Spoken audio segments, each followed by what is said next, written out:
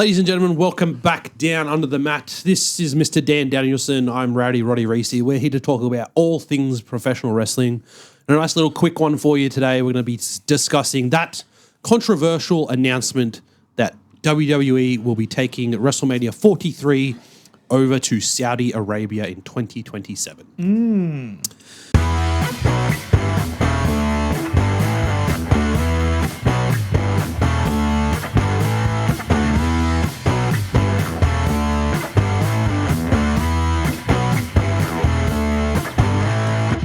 Now, if you watched the announcement live, you would have seen in the YouTube live stream chat just lines and lines and lines and lines of you sold out.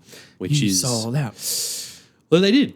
But also, it's a necessary evil when you're under the umbrella of TKO at the moment. But also, someone's going to give me $250 million to sell out. Oh, buddy, do it. And that's what you need to think about. WWE collectively, $350 million for them to host Royal Rumble next year in 2026 and WrestleMania 43 in 2027.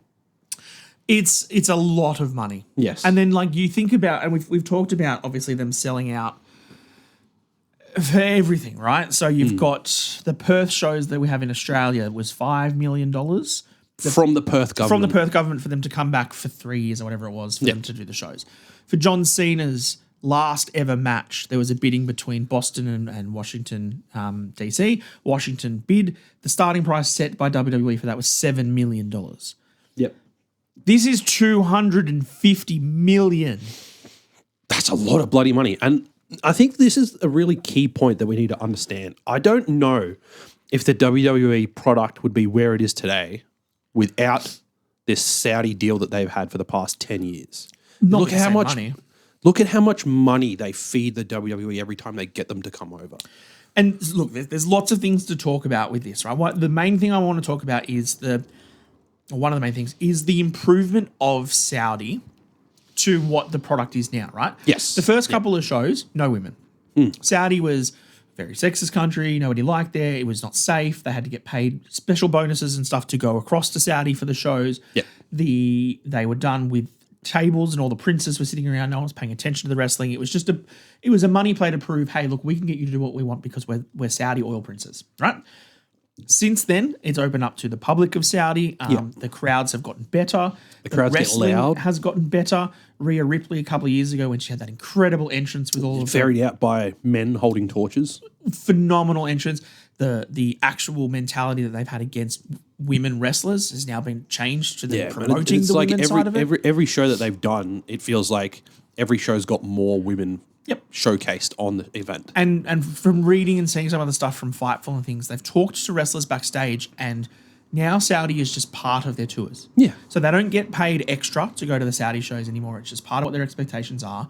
But also the wrestlers have all said it is now just one of the shows we just go to. It's like the European tour. Yeah. It's like the Australian tour. It's just the Saudi tour.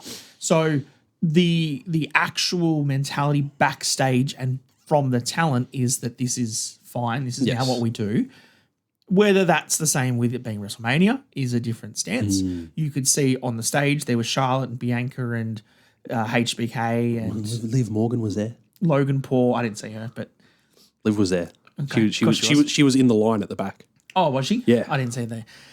They all looked like they were at a funeral. Like none of them smiled. None of them were happy. Yeah, it looked pretty somber.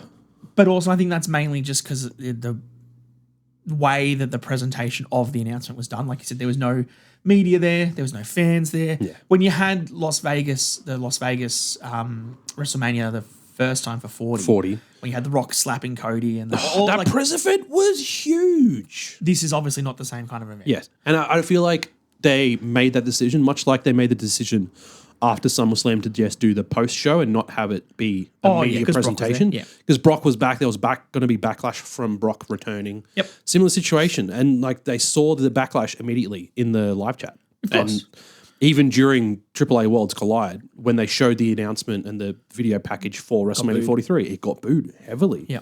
And it's just part of what it is. Earlier in the week, Mark Shapiro from TKO made some comments about WWE needing to make up a lot of ground on where their tickets pricing is and where their ticket sales are.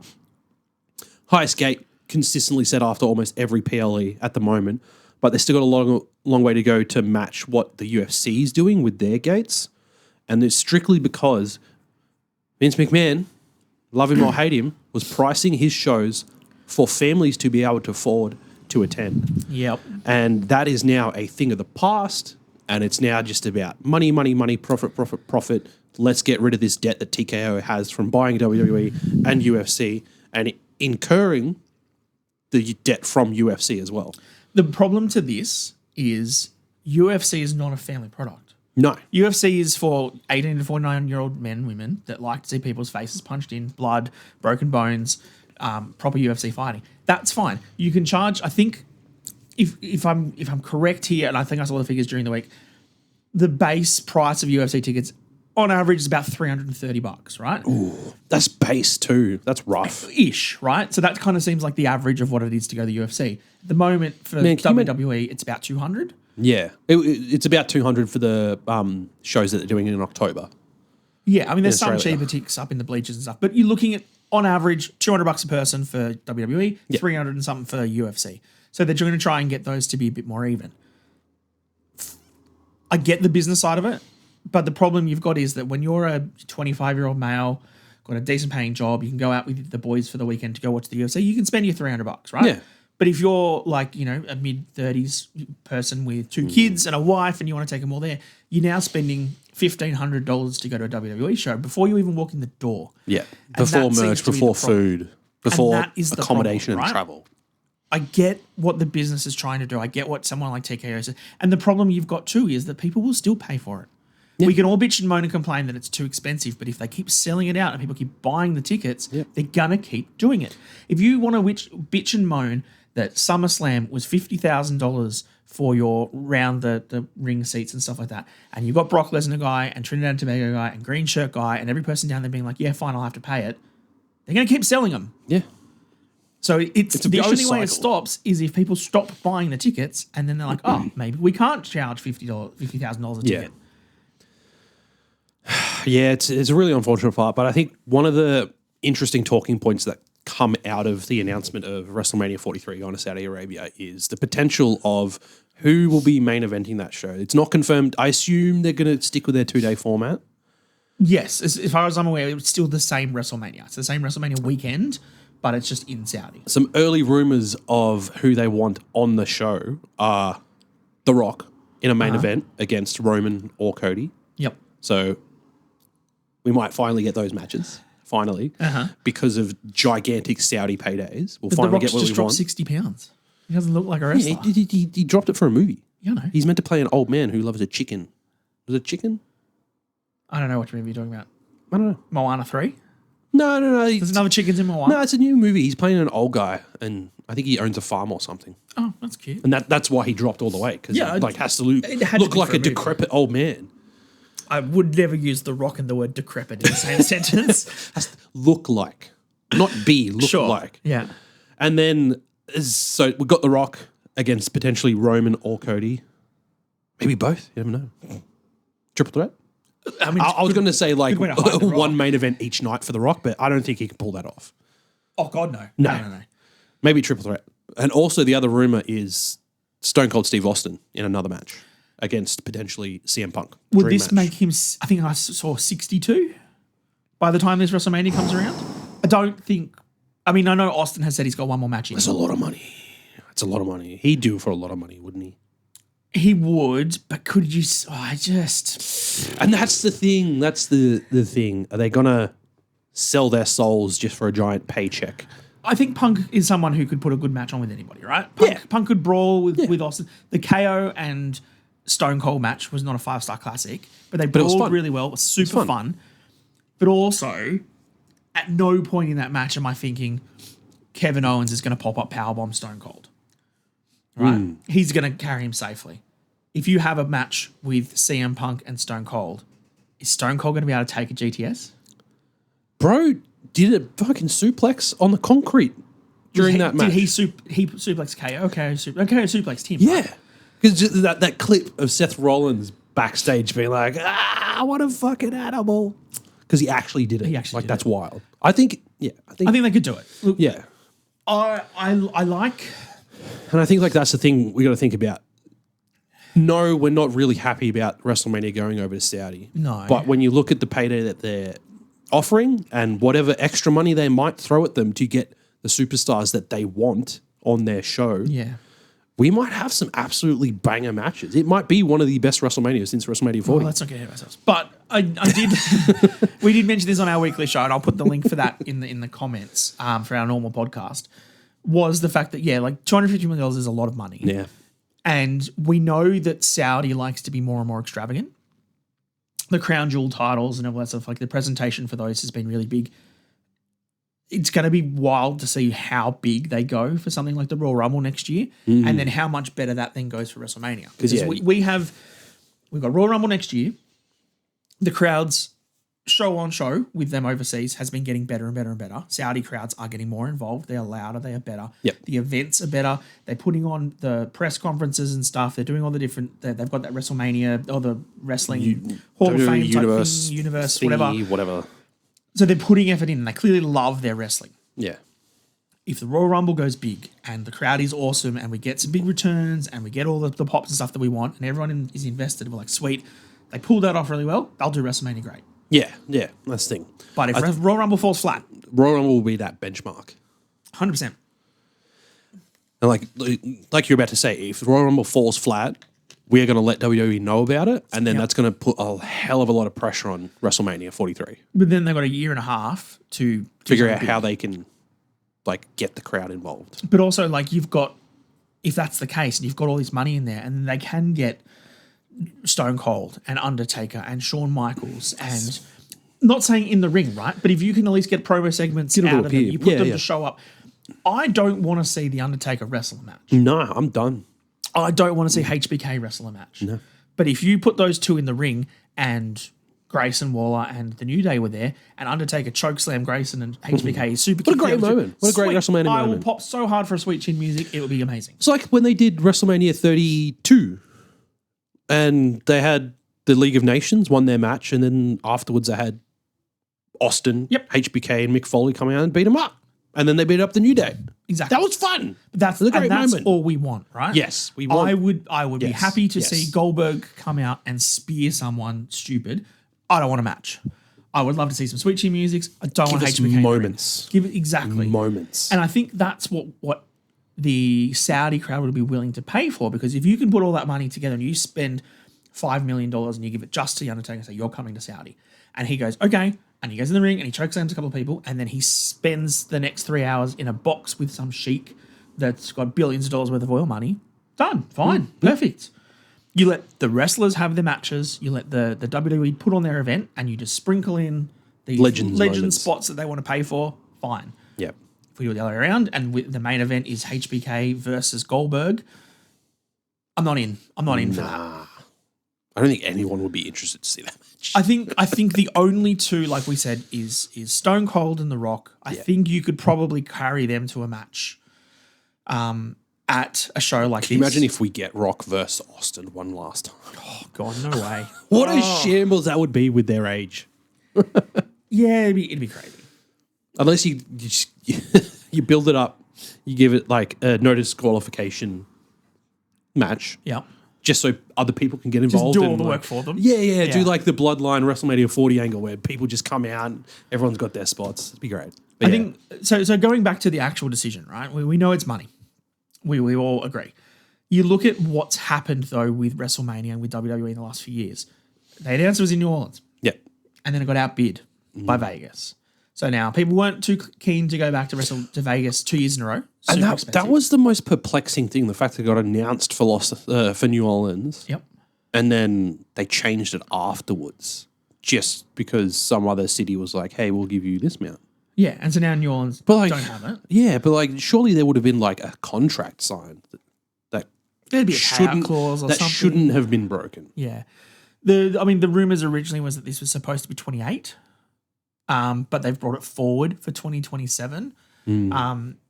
So far, I think from what people have said, there has been no talk with Stone Cold. There has been no talk with The Rock. So all of this is speculation. Plenty of time. But my guess would be you bring this forward from 2028 to 2027. because you don't want The Rock and Stone Cold to be 65 years old, right? Yes. You want them to be at an age where they can go on and do the show. You've got WWE just selling everything to the highest bidder, right? So we said in our normal show, John Cena's last match was supposed to be in Boston. So they put a $7 million price tag, got outbid. Yep. Vegas, Wow. obviously outbids New Orleans. Saudi comes across with the most money ever. For those fans, Maybe one day in the probably not so distant future, we'll have an entire calendar year of WWE PLEs in Saudi Arabia because they will pay for it. well, Could you imagine that? the talk was they're trying to build up WrestlePalooza as like a big five to try and make it its own show. And then I think Saudi would get that one instead of WrestleMania. yeah, but I think now they're putting the too late. shoe on the other foot where they're going to send WrestleMania away and then try and make WrestlePalooza the American version of it. Yep. Which, Look at the WrestlePalooza card. We're going to have a predictions show coming out later in the week. The card's stacked, dude. it is, but I think to have something of the magnitude of WrestleMania, you've got to have storylines and things culminating at the events. Yeah. It needs to be a 2-day event. It needs to have all of this, like, when you think of WrestleMania now, you think of the world title matches. You have the Royal Rumble winner going into there. You think John Cena's last match should have been at a WrestleMania. Someone retires at WrestleMania. AJ Styles' last match, etc., etc. You don't think that for WrestlePalooza yet? No. It'll take some time to get there, if that's what you want to build it to do. But right now, the marquee of what WrestleMania is just so big in magnitude. Nothing compares to it. No. Which is why Saudi have bought it. And I hope that It's the pinnacle wrestling event. I hope that this doesn't stop the road to WrestleMania the way that it has been, and that the Rumble winners are then predetermined by Saudi because of it. We did chat on this on our weekly show that we think that we actually picked Sami Zayn to win the Rumble next year because it's in Saudi. But now that WrestleMania is in Saudi in 2027, that is where you give Sami Zayn his crowning moment in front of a vast gathering of people of the same religion as Sami. You give Sami his moment in Saudi, winning the world title. So that means that he wins the Rumble 27. Yeah. But also, I don't really want too much of the booking for that whole period to be based around what Saudi wants. Yeah, You should and that's still going to be the keep problem. WWE storylines and everything going as it is, and not just rely on the fact that, we know that Rhea's going to get a bigger pop in Saudi, so she's got to win this thing instead of it being, Stephanie Velcro or Naomi or whatever else. It's finding that balance, and I think that as fans, we have to accept that the money is going to win. $250 million is too much to say no to for any business, right? We just now have to hope that WWE uses that money the right way and builds a massive show around it. Yeah. Well, we just get the biggest WrestleMania ever. For fans, does this deter you from going to it? Does this deter you from WWE now? Yeah, because I mean, I've already seen a lot of people comment on social media like this was a defining decision of them finally saying no. They're selling out. We're done. Yeah.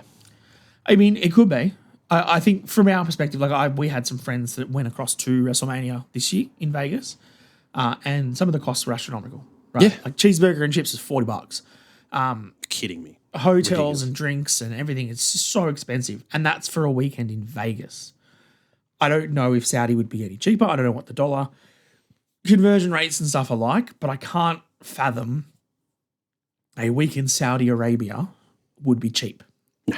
I feel like everything over there, because of the oil money and everything they've got, everything is luxury. The hotels are super expensive. It looks like a beautiful country. Like, Oh yeah, absolutely. when you see things over there, like some of the stuff is phenomenally done, and everyone that travels, especially for Australia, you got to fly generally to, like, if you fly to Europe, you normally stop off in Dubai or whatever and stuff like that. Yeah. Airports and stuff is phenomenal over there. And with the amount of money they have, everything is amazing. But also, what's the weather like there then in April? It'd be hot, right? Don't know. I mean, it's never not hot, I guess, in Saudi Arabia, but It's the desert. It's it always is the hot. desert. Yeah, correct. That sort of is another thing that, like, does that deter the tourist factor of what WrestleMania is? Well, People going to it. April for us here is autumn, like the second month of autumn. Yes. So that'll be the second month of spring So it'll be starting to warm up, and it'll be getting to some It'll be pretty warm temperatures. because the Rumble should be in their winter, in theory. So it might not be as hot. Yeah. Look, I think that this is a very interesting decision that has been clearly led by TKO from a business side of things. Money. I am interested to see how Triple H handles this. He's on a steep decline with the standing of the IWC at the moment. Mm-hmm. Well, the fact I that don't like that people call him Triple K. That's fucking ridiculous. Who calls him that? Idiots that think Triple H is racially motivated and not booking people of color in good light. Cody Rhodes is their world champion. Way to make a serious topic not serious. Sorry. Dan. No, I don't agree with that whatsoever. No, but like, I think the booking of it lately and the fact that like we mentioned, like we ate up all the bloodline interference stuff so much in the lead up to that WrestleMania 40 match that they're just using that sort of chaos way too often now because they know that we're going to react to it. Yeah. You look at every Raw for the past 6 months, 90% of the time there would have been some sort of brawl involving multiple people to finish a show. Oh, Because look, it's just chaos and people eat the it up last and 12 react. months, it's been start with the Judgment Day, end with the Brawl and Judgment Day segment, and then all they've done is switch it from start with the Vision to end with the Brawl with the Vision. It's the same thing. Yeah. Like, I get that part of the booking, and this is also what we've said, is that when we're this part of the year where we're away from WrestleMania season, the storylines kind of just copy, paste, get me to the Royal Rumble. Yeah. I want to see what this happens when this is going to Saudi, that the copy paste, get to the Royal Rumble, then doesn't change what the Royal Rumble season and that WrestleMania season does because we're heading to Saudi. Yeah. It needs to still be the same WWE product. And I think Triple H needs to have a way to spin this for the fans to say that, yes, that Saudi is the biggest bidder. We want to do this for a global thing, but consistently crowds have gotten better. The buy rates have gotten better. It's bigger and bigger over there. They're going to build a massive stadium. They're going to put whatever money into it. We're going to have all these different events. It's going to be a huge weekend for wrestling. And pitch it to the world, this is going to be worth it. Yeah. Not just, oh yeah, we took a whole bunch of money. We took a whole bunch of money. Yeah. Because that seems to be where the business side of TKO aren't very good at selling their product. You need the product to sell that. And UFC-wise, Dana White does that with trying to book his fights and all of his tough series and things like that to try and get people to go and watch the product. Triple H, I think I saw an interview or whatever today when someone was talking about it. He said he's trying to explain that he's not, they're not baseball, right? Or no, he said we're not Rocky, right? Yeah.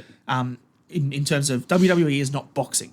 WWE is Rocky, which is a movie about boxing. So we are not wrestling. We're a show about wrestling. So you have to understand that what WWE puts forward as a product is all of the storylines, the entertainment and everything else based around a sports or wrestling product. Yeah. You need to then sell this WrestleMania in Saudi as the show and the pomp and stance around WrestleMania. Otherwise, for a fan, if that WrestleMania is in Vegas, New Orleans, New York, why is it any different to one in Saudi? So why have you taken it away from me? Yeah. Show us why you've taken it to Saudi. Yeah. Yeah. We're going to wrap it up there. Most importantly, let us know what you think about this decision by WWE to take WrestleMania over to Saudi Arabia. Is that it? Is that your straw that broke the camel's back? Are you now done? Or is this, like me, I think I might be, set my expectations a little high for what that event might be due to the amount of money that they've got and what Saudi Arabia usually wants for their shows. Yep. I'm going to be expecting some huge names and some big situations to happen over there. Let us know what you think. Don't forget to like and subscribe. Follow us on all of our social media platforms, TikTok, Instagram, Facebook as well. Just crossed 400 followers on Facebook, so thank you for that. Thank you for the support. Appreciate that. Crossed 350 on Instagram. Low numbers, I know, but it's big for us. Thank you for tuning in, and we'll see you next time down under the mat. Too sweet.